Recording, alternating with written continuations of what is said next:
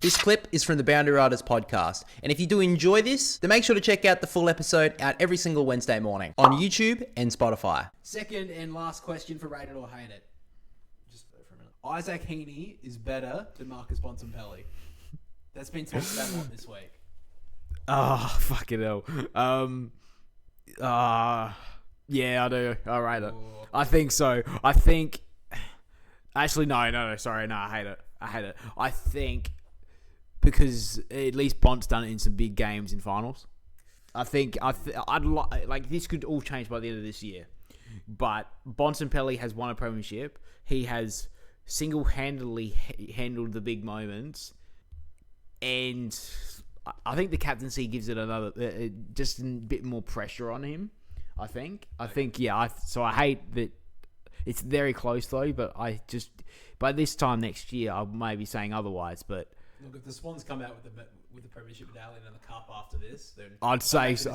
And, if he has that sort of Sacramento game of 32 and 5 in a final. We've got to remember as well, that was against the Yeah, Giants. exactly. I think some people can be like, oh, it's recency biased after that performance against one of the shittest teams in the league. But he has shown it a few times this year. But Bontempelli has, as I said, done it so many times over the course of the career, won a premiership. He's got the captaincy pressure on him. I think Bontempelli's just a little bit ahead. The way you mention it, the way you frame it, I do kind of agree. Sorry, Isaac, my lord. Sorry. I do see your reasoning for it. I will say Isaac Heaney does. The last couple of years of Isaac Heaney, like even last season when the Swans had a poor season, he still was at the top of his game. And I guess Marcus Bontempelli has if you compared the last 3 years, I would probably give it to Isaac Heaney. But if you can compare even what they've been together in their careers for nearly 10 years now, you're probably looking at Marcus Bontempelli. Just on consistency, he's always been up there, even though he hasn't won a Brownlow, which is a fucking he could very well win it this year. Wouldn't it be? It would be such a Bontempelli thing to see Isaac Heaney win it this year. Yeah, that would be just the Bontempelli. It would if he doesn't win it this year, he'll never win it. Yeah, but I think. Yeah, you can't compare both of them to a Dacos because they're very different, because they're all different players. But the comparison of Heaney and Bontempelli's, you probably can give a comparison because they are, those mid forwards who can take a contested mark, who can play forward, who can both kick, who can have 30 plus disposals and 3 goals. Yeah. So that comparison's there. I just think it's Bontempelli, but by the end of both of their careers, we may be saying it's Heaney, but. Now, where they stand, I'd say Bont just.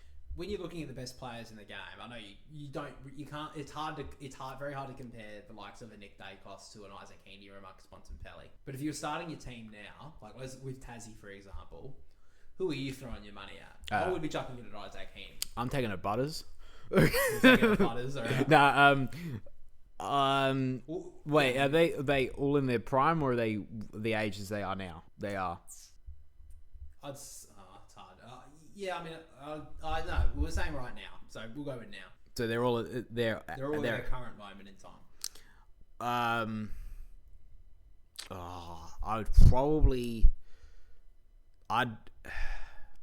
Because everyone has a different opinion. I'd probably take Bont. I would take Bont. Yeah. I mean, if I'm looking if I'm the Tassie team right now and I'm looking, I have the pick of the bunch or whatever. If I'm ranking the best players that I would choose to go to, I'd probably be going Marcus Bontempelli first. Isaac Heaney probably second. I honestly wouldn't be surprised if Sydney, even though Carl Mills has actually had a really good year as a captain, I honestly wouldn't be surprised if Sydney go co-captains next year with Isaac Heaney. I'm a little surprised it hasn't already happened, but it couldn't be.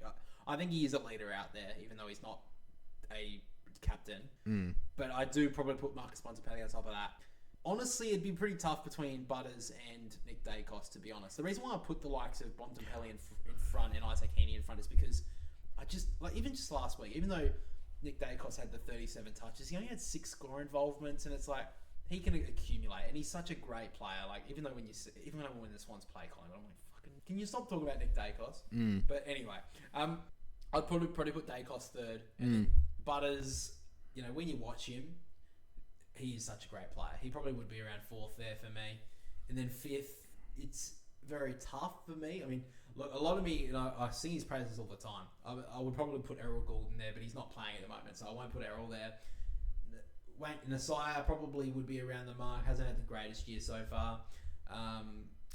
We're probably looking at like bold midfielders, but if I'm picking just out of the whole bunch, Cal Wilkie would be up there for mine. Yeah, I was going to say that. I think he's still very underrated in the game, even though he's been All Australian. I think he still is, and I think, I just, for him, I love his story, how he made it from the Sandville into a team like that, and he's never missed. Yeah. He's never missed a game since his debut. I mean, you look at people like Tom Stewart, and he's talked about all the time about that story, which is obviously great, and he's done amazing for his career. But I think Cal Wilkie is definitely is definitely like one of those stories that should be talked about a lot more. I think he was an accountant playing in the Sandville and then came to St Kilda. Yeah. And he's built a career off of it. Yeah. I mentioned him a little bit earlier in the episode with Finn Callahan. I think he can definitely. He's probably not a top 5. Yet, but he definitely can be. Yeah.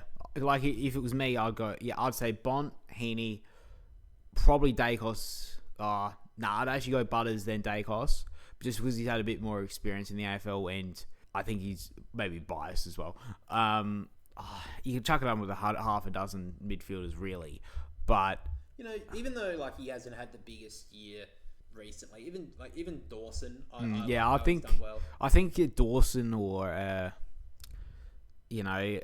there's just so many other big players like that a Lockie Neal, even though that he maybe not played that well this year, like last week, I think his season's been very underrated as well. Yeah. Lockie Neal, so he's still playing. He's at the elite level, as good as he is, and he is also one that could be on a Brownlow watch as well this year. So there's a lot of good. Would you put Bailey Smith in the top 5 yet? I was thinking him as well, and actually, the one thing on him is that his kicking efficiency is horrible, but he gets so much of the ball. But he's the one who just gets the ball out, and yeah, he's 5 meters in front of you before you can blink. Yeah, I think I'd probably put Bailey Smith in there from what he dealt with at the end of his Bulldogs career with his injury, to come into the Geelong side and be, dominating every week, 30 plus disposals every week, and changing games really. Yeah. So I'd say I would go with Bont, Heaney, Butters, Dacos, Bailey Smith. Yeah, I'd probably be happy with that. I probably would turn Dacos and Butters around. Personally, because I think that Butters is a little bit more susceptible to a tag. I think Dacos has actually dealt with it quite well in this year especially. But yeah, I think those are probably my top 5. And I can't wait to see all the comments say that we're completely wrong. Yeah. Anyway.